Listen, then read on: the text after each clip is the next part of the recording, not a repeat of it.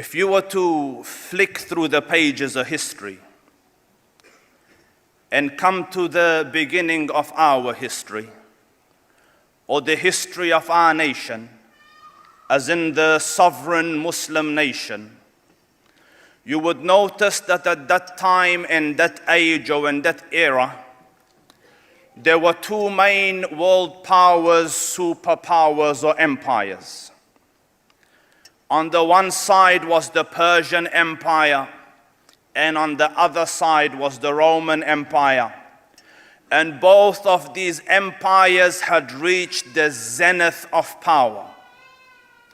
They boasted political stability, economical prosperity, military capability, and an influence that extended over much of the globe. And then there, in the dry deserts of Arabia, lived the Arab race, a semi-nomadic people scattered across an endless desert. Their land was harsh, their climate difficult, their land barren, their people scattered, disunited, uneducated, undisciplined. And on the earth of God, it would be accurate to say that they had nothing going for them. So much so that the great conquerors of the past passed them by and didn't even look twice at them. They didn't even consider them a people worthy of conquest. Alexander the Great passed them by, the Romans passed them by, the Persians passed them by. They were an unnoticed, insignificant, uneducated, unlettered, undisciplined, disunited, scattered group of people that added up to nothing much in the annals of human history. They were small, psychologically small. I don't think you will find too many people in the annals of human history where they bury their own daughters alive.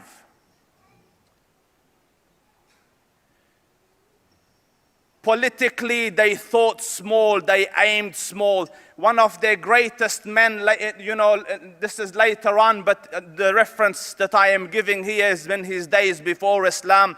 A man came and asked him, Ya Umar, what is your biggest aim in life? What is your biggest goal in life? What do you want to achieve in life? What do you live for? He said, I wish that if I could have a herd of camels, that I could breed and milk and live off that comfortably. That is my aim in life.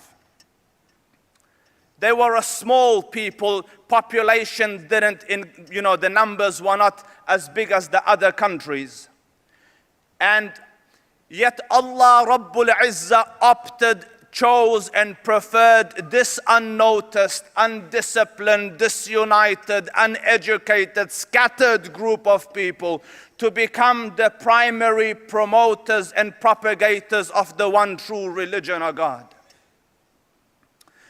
And I study history and I contemplate deeply about it, and for the life of me I am thinking, Ya Rab, the Romans were there, the Persians were there, armies were there, governments were there, governance were there, pomp was there, ceremony was there, and you opt for this unnoticed, disunited, undisciplined, uneducated group of people to become the custodians and the promoters and propagators of the salvation of the human nation.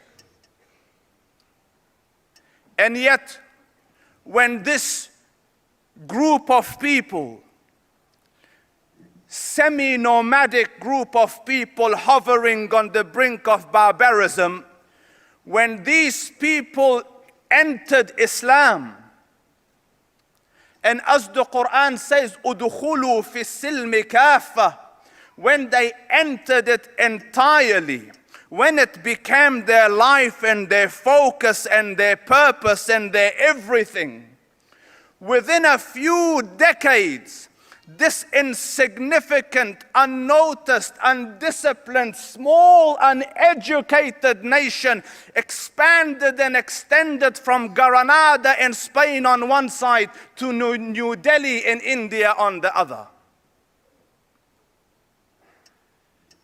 History is making a point here. My Lord is teaching a lesson here. And that point in that lesson is this: that you can be the lowest of low, the most insignificant, unimportant, undisciplined, disunited nation on the face of this earth. But if you were to cling to this rope of Allah, وَاعْتَصِمُوا بِحَبْلِ اللَّهِ جَمِيعًا, you will reach the pinnacles of human achievement. There is not a second truth beyond this. And so far as they held on to this deen, there was not another nation that could show light to them. History calls them the torchbearers of light and education. At the time the Prophet came, sallallahu alaihi wasallam, to Mecca, the historians record that there were 18 people that could read and write in the whole of Mecca. 18. By the time the Prophet left, Arabia had become teachers of the world. And that same Umar ibn al-Khattab radiyallahu anhu, who yesterday wanted to have a herd of camels, they ask him now after Islam, Ya Umar, what is your goal? What is your purpose? What's the mission of your life? What do you want to live for? He says, I want to struggle till the deen of Muhammad reaches every corner of the globe. The small became world notable, the unnoticed became significant.